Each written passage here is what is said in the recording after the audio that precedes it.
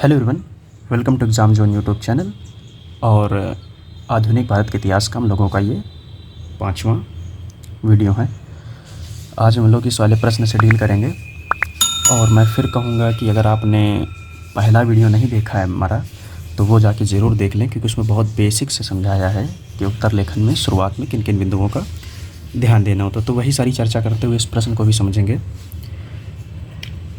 अब जैसे कि प्रश्न की डिमांड क्या है, प्रश्न से कह रहा है कि 19वीं शताब्दी में भारत में आधुनिक शिक्षा की नीतियों का समालोचनात्मक मूल्यांकन कीजिए। तो सबसे पहले जो प्रश्न की जो डिमांड है कि सबसे पहले इस बात पे भी ध्यान रखना है कि समालोचनात्मक मूल्यांकन करना है। फिर दूसरी चीज़ अगर आप ध्यान से देखें तो सिर्फ 19वीं शताब्दी की चर्चा करनी है ओनली, कि 19वीं शताब्दी में जो भी आधुनिक शिक्षा की नीतियाँ हैं उन पर चर्चा करनी है भारत में, ठीक है।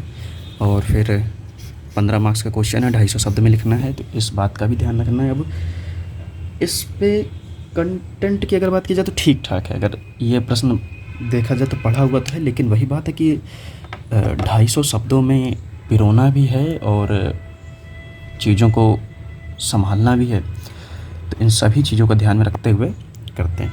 तो सबसे पहले तो प्रश्न की शुरुआत से पहले जैसे मैं कहता हूँ कि जो ट्रिलेंडर वर्ड्स होते हैं या जो पिछले शब्द होते हैं उनका मतलब पहले निकाल लेना चाहिए। तो जैसे समालोचनात्मक मूल्यांकन, मैंने जैसे अभी पिछला वाला प्रश्न कराया था हड़प्पा नीति वाला, उसमें भी समालोचनात्मक मूल्यांकन का मतलब बताया था। तो फिर से समझ लेते हैं कि जो समालोचनात्मक मूल्यांकन का अर्थ है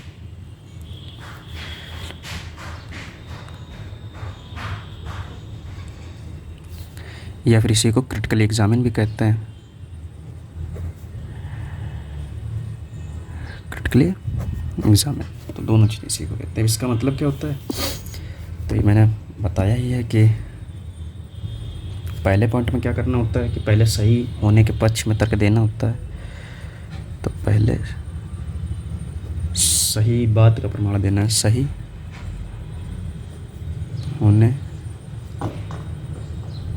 के पक्ष में प्रमाण या तर्क, ठीक है। सेकंड बात क्या होती है कि फिर गलत होने के पक्ष में तर्क, और तीसरे हम लोग लिखते हैं यानी कि अंतिम जो बिंदु रहता है वो हम लोगों का रहता है कंक्लूजन या फिर निष्कर्ष। और निष्कर्ष में रहता है हम लोगों का जो 50% माजरा है वो सही होने में, और जो 50% है वो आलोचना कर देनी है निष्कर्ष में। तो इस प्रकार से करना होता है। तो जैसा कि हम लोग अपने सीरीज में जिस प्रकार से चलते हैं उस प्रकार से इसमें भी उसका पालन करेंगे। कि पहले हम क्या करेंगे कि इस प्रश्न से संबंधित कुछ पॉइंट्स को नोट करेंगे कि क्या क्या इस आंसर में हम लोग डील कर सकते हैं, ठीक है। तो स्टार्टिंग के अगर दौर में देखा जाए, यानी कि मैं कहूँ 1700 से 1800 के बीच में देखा जाए, या फिर कह सकते हो कि मेन तो प्लासी का युद्ध है, ठीक है। अगर वहाँ से देखा जाए जब अंग्रेज़ों का शासन शुरू होता है तो वहाँ से लेकर के 1800 तक कह सकते हो कि पूरे 60 वर्ष बीत चुके थे। तो यही सारे पॉइंट को नोट करते हैं, ठीक है। जैसे कि जो उत्तर लिखेंगे तो जो फैक्चुअल बात है उसको भी ध्यान में रखना है कि अगर याद हो कि 1781 में वॉरेन हेस्टिंग्स के द्वारा कलकत्ता मदरसा की स्थापना की गई थी। कलकत्ता मदरसा मुस्लिम कानूनों के लिए, तो कलकत्ता मदरसा की स्थापना की थी किसके द्वारा? Warren Hastings. उस्ताद को भी ध्यान रखना है, वॉरेन हेस्टिंग्स, ठीक है। सेकंड पॉइंट क्या है कि 99 में फिर जोनाथन डंकन के द्वारा एक बनारस संस्कृत कॉलेज की स्थापना की गई थी, ठीक है। तो बनारस संस्कृत कॉलेज की स्थापना, बनारस संस्कृत कॉलेज किसके द्वारा? जोनाथन डंकन, ठीक है। इसी प्रकार से 1801 में, यहाँ तक टाइम पीरियड लगभग 60 वर्षों का कंप्लीट हो जाएगा, ठीक है, में फोर्ट विलियम कॉलेज की स्थापना की। फोर्ट विलियम कॉलेज की स्थापना। और ये किसके द्वारा हुई थी? तो ये वेलेज़ली के द्वारा हुई थी। तो ये वेलेज़ली वाले प्रश्न हम लोगों ने इस पर चर्चा भी की थी एक बार, अगर ध्यान हो आप लोगों को। ठीक है, मुद्दा क्या था कि क्यों की गई थी? तो वो जो असैनिक अधिकारी थे उनकी शिक्षा हेतु इस कॉलेज की स्थापना की गई थी। फिर अगर कुछ पॉइंट याद आते हैं तो उनको लिख लेते हैं। जैसे कि आपको याद होगा कि 1813 में 1 लाख रुपए आवंटन किया गया था इसके, एक 1813 का चार्टर एक्ट में। ठीक है, ये चार्टर एक्ट था। ठीक है, इसमें 1 लाख रुपए किस पे दिया गया था? शिक्षा पे। और ये पहली बार ऐसा हुआ था कि प्रावधान के तौर पे 1 लाख रुपए शिक्षा पर दिया गया था। ठीक है, सेकंड बात क्या थी कि दो, वही 1853 के बाद से 2 वर्ग देखने को मिलते हैं। एक हम लोगों को प्राच्यवादी वर्ग देखने को मिलता है और एक पाश्चात्यवादी वर्ग देखने को मिल जाता है। ठीक है, तो थोड़ी सी चर्चा इन पर भी की जाएगी कि प्राच्यवादी पाश्चात्यवादी का क्या मतलब था। ठीक है, फिर एक मैकाले की समिति बैठती है, आप लोगों को पता होगा। नेक्स्ट अगर पॉइंट की बात करें तो फिर मैकाले की योजना बैठती है। ठीक है, बाद में एक मैकाले क्या कहते हैं कि एक वो निर्देश पत्र जारी होता है। ठीक है, जिसमें कहा जाता है कि भाई पाश्चात्य शिक्षा पर जोर दें, विज्ञान की शिक्षा पर जोर दें, भाषा अंग्रेजी भाषा में होनी चाहिए। बेसिकली मैकाले भी आंग्लवादी था। ठीक है, तो ये चीज़ हो गई। फिर चार्ल्स वुड आते हैं। ठीक है, उनकी निर्देशन में एक संरक्षण पत्र तैयार होता है जिसको वुड्स डिस्पैच कहा जाता है। वुड्स डिस्पैच, तो इस पर थोड़ी चर्चा करेंगे। वुड्स डिस्पैच के क्या बिंदु हैं उनको एक जगह पे लिख लीजिए। ठीक है, जैसे कि जो माध्यमिक व उच्च शिक्षा है वो उसका जो वो होना चाहिए, किस में होना चाहिए? अंग्रेजी भाषा में होनी चाहिए, अंग्रेजी भाषा में होनी चाहिए।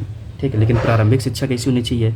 जहाँ भी जो प्रांत है उस प्रांत में जो भाषा चलती है वो होनी चाहिए। ठीक है, फिर महिलाओं की शिक्षा पर जोर दिया गया है। ठीक है, लंदन विश्वविद्यालय की तरह अपने यहाँ 3 कॉलेज खोलने की बात की गई। एक मद्रास में, मद्रास हो गया, कलकत्ता हो गया, बॉम्बे हो गया। ठीक है, तो ये चीज़ें हो गई सारी सारी। तो इसी प्रकार से वुड डिस्पैच के सारे प्रावधान हैं। तो करना क्या है, जैसे मैंने पहले बताया था कि जो पॉइंट होते हैं, जैसे आप क्या करिए, मैंने बताया था कि एक कॉपी बना लीजिए, उस कॉपी में इतने पॉइंट को लिखते चलिए। अब ये पॉइंट आपके प्रीलिम्स पॉइंट ऑफ व्यू से बहुत इंपॉर्टेंट हो जाते हैं। समझ रहे बात को? जैसे ये वाला पॉइंट है, ये पॉइंट है, ये पॉइंट है, एक ये वाला पॉइंट है। ये खासकर पीसीएस जो यूपी पीएससी पीसीएस एग्ज़ाम कराती है, ठीक है, वहाँ पे ऐसे छोटे छोटे पॉइंट काम आते रहते हैं। बाकी अगर आपको एक जगह पे नोट होंगे इसे शॉर्टकट तरीके से, तो आपको बाद में आंसर लेखन, उत्तर लेखन में तो काम आएगा ही आएगा और पॉइंट भी ध्यान रहेंगे। तो हर एक प्रश्न में मैं ये चीज़ कराता रहता हूँ। तो मैं उम्मीद करता हूँ कि नहीं, आप अपने तरीके से कीजिए, आप खुद चीज़ों को निकालिए, उनको छोटे छोटे तरीके से लिखने की कोशिश कीजिए, उनके शॉर्ट फॉर्म को बनाने की कोशिश कीजिए। यही शॉर्ट नोट्स बाद में काम आएंगे उत्तर लेखन के दौरान में, जब हम लोग बड़े प्रश्नों को डील कर रहे होंगे। जब सीधे पीसीएस में आए हुए प्रश्नों को डील करेंगे, यूपीएससी में आए हुए प्रश्नों को डील करेंगे, तब इन चीज़ों की भूमिका बढ़ जाएगी। तो हम लोग सीधे आते हैं प्रश्न पे। ठीक है, देखते हैं प्रश्न का उत्तर कैसे करना है।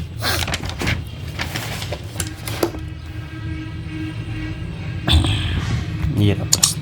ठीक है, तो 15 अंक और 250 शब्द के अंदर इसका उत्तर लिखना है।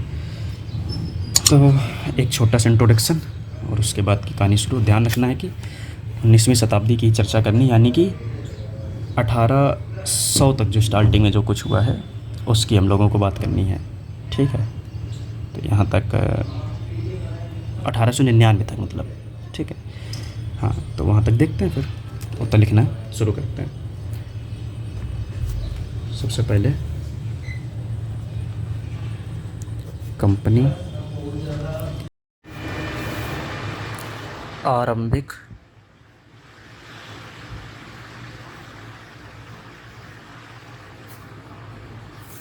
साठ वर्षों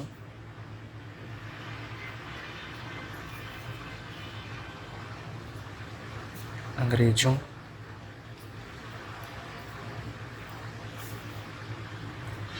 भारतीय शिक्षा, जैसे कि हम लोगों ने जो चर्चा की थी, भारतीय शिक्षा हेतु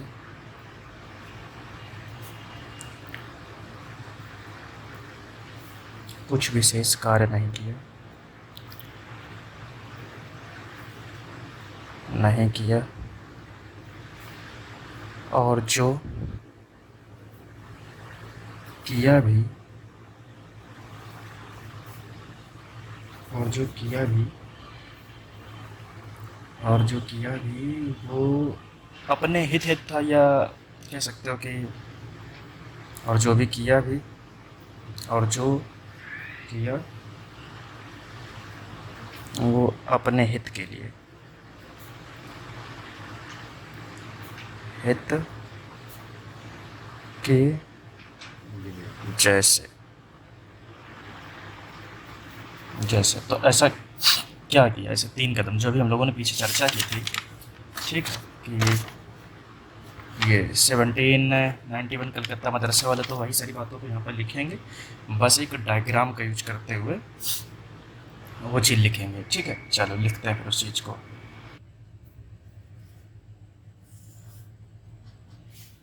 1781 में कलकत्ता मदरसा, कल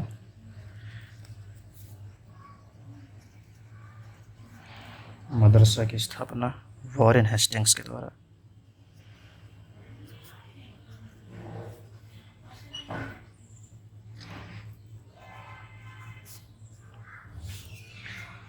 किस लिए?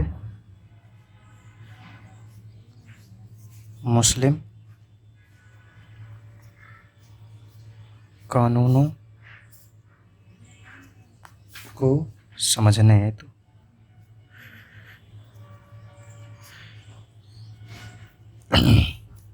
तो एक बात ये हो गई। अब इसी टाइप से मैं एक दूसरा यहाँ पे खींच लेंगे डायग्राम कि 1799 में, 1799 में बनारस संस्कृत कॉलेज की स्थापना। बनारस संस्कृत कॉलेज,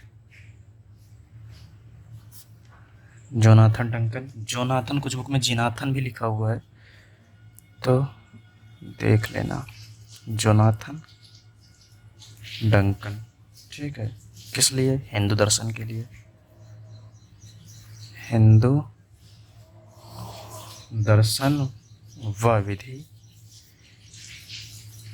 की जानकारी हेतु, व विधि के ज्ञान हेतु, व विधि ज्ञान हेतु। फिर वही लगभग 1800 या 1801 में उसकी फोर्ट विलियम कॉलेज की स्थापना होती है।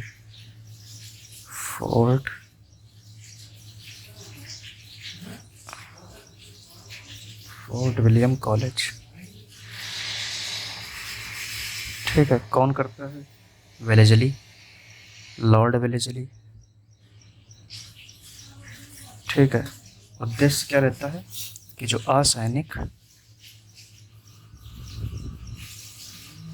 असैनिक अधिकारियों की शिक्षा है, तो असैनिक अधिकारियों की शिक्षा है। तो ये 3 बात जो मेन थी उनको मैंने इस प्रकार से नोट कर दिया। ठीक है, अब अपन क्या करेंगे कि जो छोटी छोटी चीज़ें देखी गई हैं 19th सेंचुरी में शिक्षा के लिए, उनको लिखते हैं एक एक करके। ठीक है, तो एक हेडिंग अपन डाल लेंगे, 19वीं शताब्दी में अंग्रेज़ों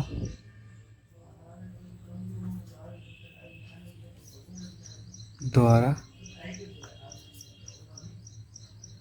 किए गए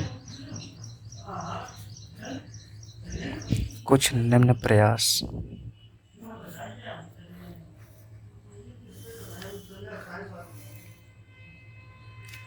ठीक है, इसको थोड़ा सही से डायग्राम बना के कैसे क्या क्या प्रयास किए गए हैं उनको भी पॉइंट वाइज में नोट करना है। तो जैसे कि अपने कल बात की थी, अगर वो वाला पॉइंट याद हो कि सर्वप्रथम 1813 के चार्टर एक्ट में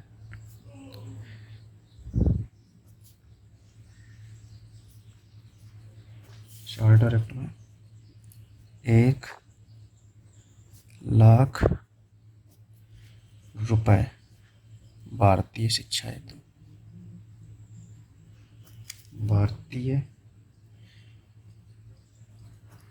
शिक्षा में व्यय करने हेतु प्रावधान, या का प्रावधान कह सकते हैं, प्रावधान। ठीक है, तो एक पॉइंट तो ये हो गया। इसके बाद में नेक्स्ट पॉइंट कि फिर क्या हुआ कि दो क्लास निकल के आती है, दो वर्ग निकल के आते हैं, एक प्राच्यवादी एक पाश्चात्यवादी, जिनको आंगलवादी भी बोलते हैं, आंगलवादी भी। तो वो चीज़ देखते हैं कि 1853 में 1853 तक दो ब्रिटिश प्रबुद्ध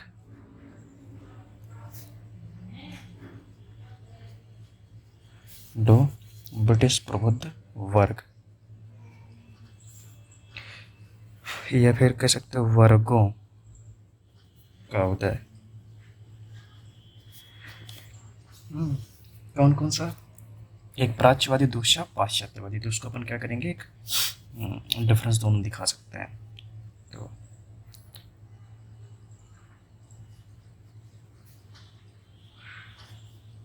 प्राच्यवादी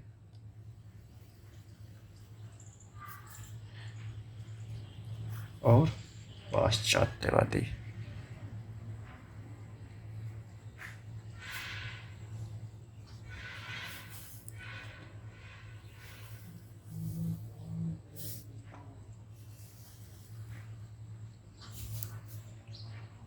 ठीक है, प्राच्यवादी पाश्चात्यवादी। अब ये थे तो मूल रूप से ब्रिटिश ही, लेकिन भारतीय परंपरा को जीवित रखना चाहते थे। ठीक है, और ये क्या करते थे कि जो पाश्चात्य शिक्षा है उस पर जोर देते थे। तो बस ठीक, वही जो छोटे छोटे पॉइंट ध्यान है उनको नोट करते हुए चलते हैं। राज्यवादी ये भारतीय परंपरा को जीवित रखना चाहते थे।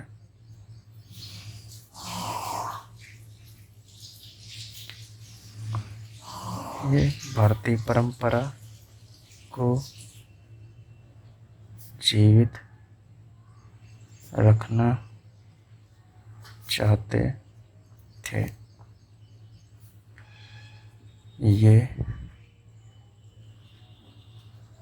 पाश्चात्य शिक्षा को लागू करना चाहते थे।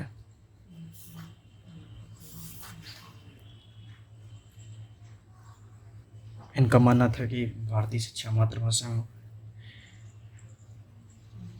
इनका मानना था कि भारतीय शिक्षा मातृभाषा में दी जाए। इनका था कि शिक्षा अंग्रेजी में दी जाए। आंग्लवादियों का मानना था कि शिक्षा अंग्रेजी में दी जाए, अंग्रेजी में दी जाए। प्राच्यवादी चाहते थे कि भारतीय वेदों तथा दर्शनों की शिक्षा हो। तो भारतीय वेदों तथा दर्शन की शिक्षा, भारतीय वेदों तथा दर्शन की शिक्षा दी जाए, दर्शन की शिक्षा पर जोर।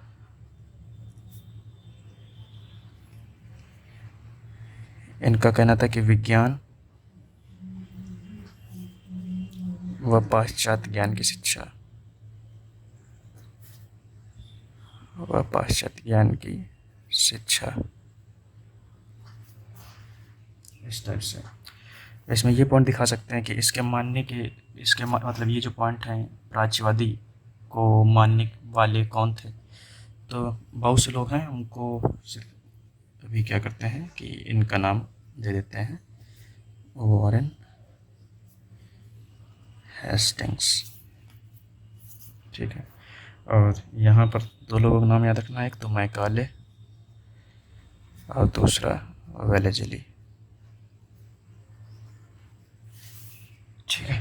तो ये बात हो गई अपनी यहाँ तक, ठीक, ये चीज़। अब क्या करना है, जो वुड डिस्पैच है और मैकाले की जो निर्देश पत्र है उसकी चर्चा कर लेते हैं। तो हुआ क्या कि ये जो इनमें से किसकी बात मानी गई,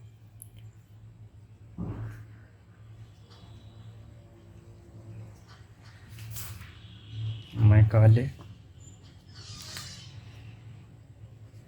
ने अपने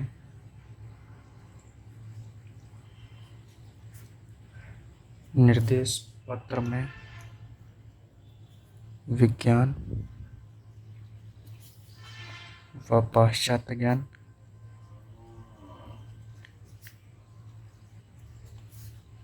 पाश्चात्य ज्ञान या पाश्चात्य शिक्षा, पाश्चात्य ज्ञान, पाश्चात्य शिक्षा ज़्यादा सही रहेगा, पाश्चात्य शिक्षा का समर्थन किया,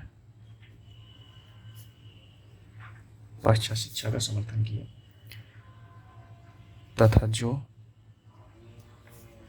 अंग्रेजी भाषा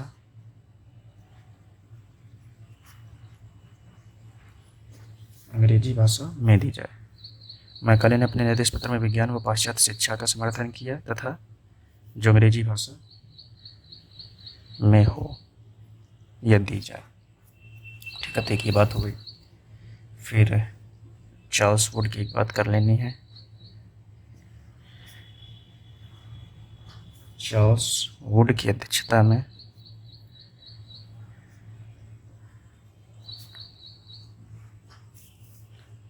एक मसौदा तैयार हुआ, एक ड्राफ्ट तैयार हुआ, एक ड्राफ्ट तैयार हुआ,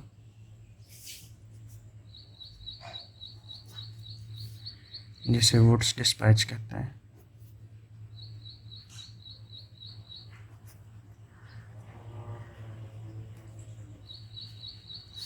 जिसे वुड्स डिस्पैच कहते हैं।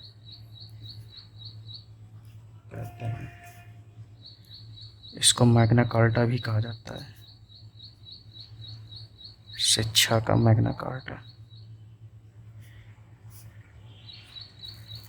मैग्ना कार्टा भी कहा जाता है। तो ये बात हो गई, ठीक है।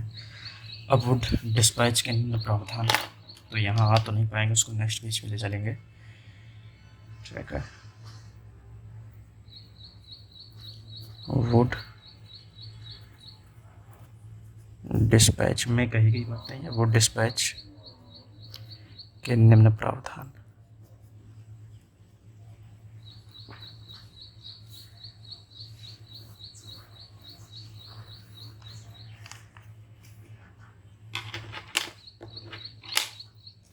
जैसे तो पहले तो यही कहा गया कि भाई जो प्रारंभिक शिक्षा दी जाए वो मातृभाषा में दी जाए और माध्यमिक व उच्च शिक्षा अंग्रेजी भाषा में हो, जो कि ठीक भी है, ठीक है। तो उस बात को लिख लेते हैं कि प्रारंभिक शिक्षा मातृभाषा में हो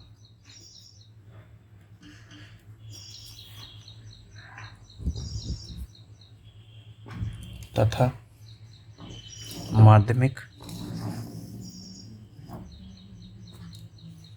व उच्च शिक्षा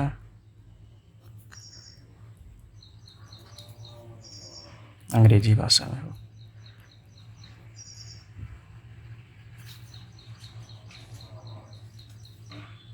भाषा में हो।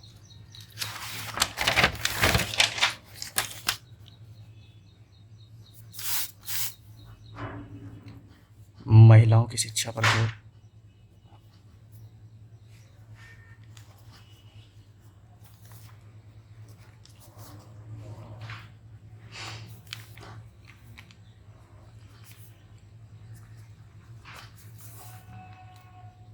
महिलाओं की शिक्षा पर जोर। फिर जैसा फिर ये कहा गया कि जो जिस प्रकार से लंदन विश्वविद्यालय में विश्वविद्यालय उस प्रकार से यहाँ भी खोले जाएं। तो लंदन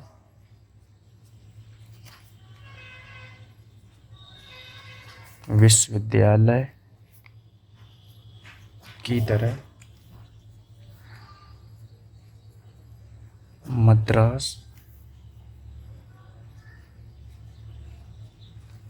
कलकत्ता, बॉम्बे में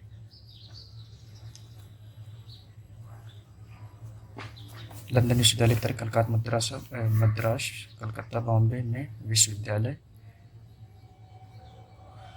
खोले जाएं।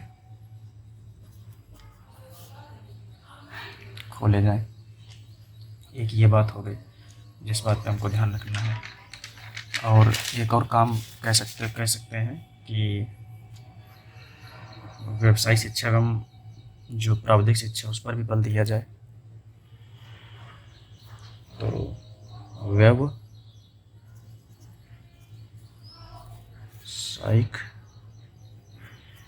एवं प्राविधिक शिक्षा पर बल। ब्रिटिश प्रांतों में प्रशिक्षण केंद्र खोले जाएं। इतने पॉइंट सही हैं। ब्रिटिश प्रांतों में प्रशिक्षण केंद्र। तो ये मेरे हिसाब से सारी बातें हो गई जो 19वीं शताब्दी के दौरान शिक्षा में देखी गई। तो इन सारी बातों को लिख दिया। अब क्या करना है कि अपने को कह सकते हो समालोचनात्मक परीक्षण के दौरान अब कुछ नेगेटिव पॉइंट्स को लिखना है। तो उसको भी लिखते हुए बात को समाप्त करते हैं।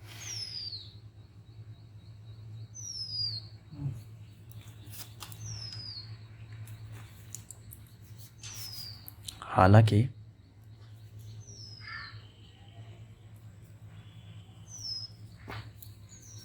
वृहद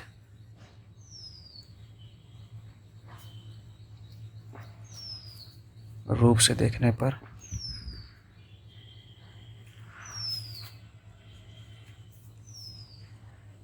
ब्रिटिश शिक्षा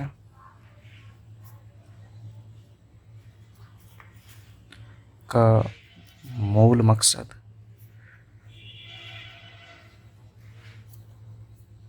अब कुछ नहीं करना। अब जो मेन देखिए कंटेंट जो लिखना था वो हम लोगों ने लिख दिया है। अब इसके बाद कुछ नहीं करना है, बस बात को जोड़ के ख़त्म करना है। हालांकि बृहद रूप से देखने पर ब्रिटिश शिक्षा का मूल मकसद अपने प्रशासन को मजबूत करना था एवं व्यापारिक हितों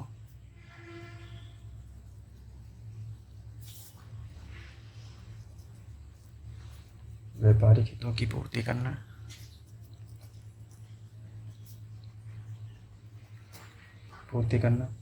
शिक्षित मध्य वर्ग का विकास करना।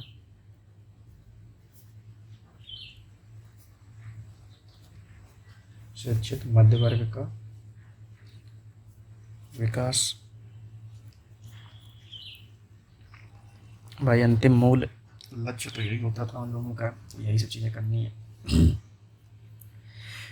फिर जो सबसे मेन बात है वो तो लिखी ही जाए कि ब्रिटिश निर्मित वस्तुओं का उपभोक्ता तैयार करना। ब्रिटिश निर्मित वस्तुओं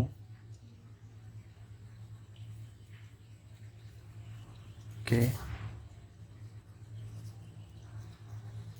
उपभोक्ता को तैयार करना।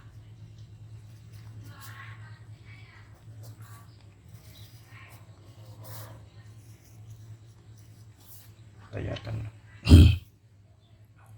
तैयार करना, ठीक है, तैयार करना, जिसमें वो काफ़ी हद तक सफल भी हो गए। फिर किंतु सीमित रूप से देखा जाए, अब ये अंतिम निष्कर्ष लिखा जा रहा है, किंतु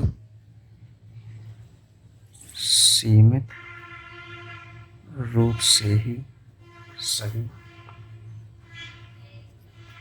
लेकिन ब्रिटिश सरकार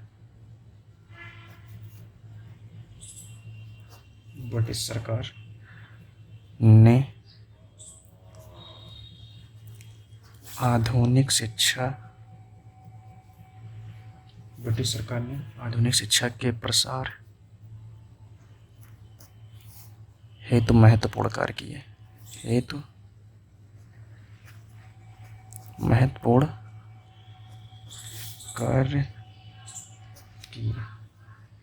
या महत्वपूर्ण भूमिका निभाई, एवं उनके इस प्रयास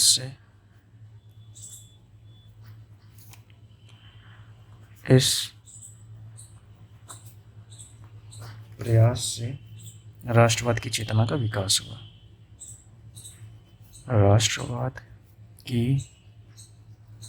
चेतना का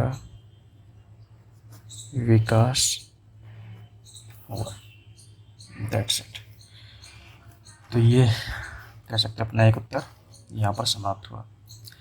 अब ज्योग्राफी के और पॉलिटी के भी क्वेश्चन हम लोग आगे चल करके देखेंगे, ठीक है। जिनके जो क्वेश्चन बचे हुए हैं वो भी देख लेते हैं, ठीक है। तो यहाँ पे जा करके अपना ये पूरा आंसर कंप्लीट होता है, ठीक है। अब ये आंसर आपको इस वाले टेलीग्राम चैनल पे मिल जाएगा। इस वाले टेलीग्राम को ज्वाइन करें जा करके, इस QR कोड को स्कैन करके आप टेलीग्राम चैनल पे पहुंच जाएंगे।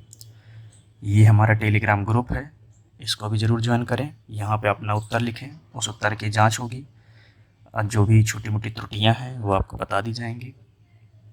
फेसबुक पेज को लाइक करें, हमारे इंस्टाग्राम पेज को भी लाइक करें और चैनल पे जुड़े रहें। चैनल को भी सब्सक्राइब करें, शेयर करें। धन्यवाद।